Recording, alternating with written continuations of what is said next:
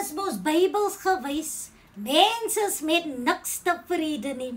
Ek sê vir jou, ek het Fico weet nie hoeveel video's al al. Die mense het eers gesê, Cookie, jy bly met dieselfde skoene. Right toe, change ek 'n bietjie my skoene. Toe sê hulle weer, Cookie, drank passie by jou nie. Los die glas, los die wyne, maak ander goedes. Right toe, het minder gedrink en whatsoever.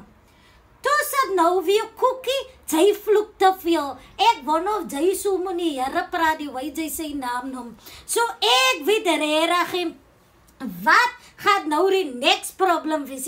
Maar ek wil vir julle sê wat my video's kyk. As julle nie likes dat julle worry, dan gaat julle maar aan quarantine in. Want ek kan nie vir my nog worry oor die en wat die tevrede is en die en ek doen wat ek dink gaat die community laat lag en whatsoever. Ek try maar net om some sort of humor te bring aan die mense.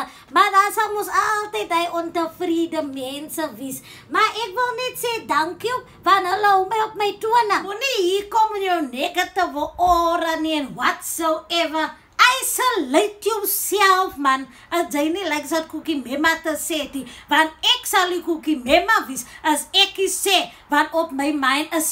So gaan man, gaan en isolate yourself. Bly in quarantine. And that's it. I do it for my day ones. En daarmee staan ek wat is dit? En daarmee staan ek terug met 'n dankbare hart.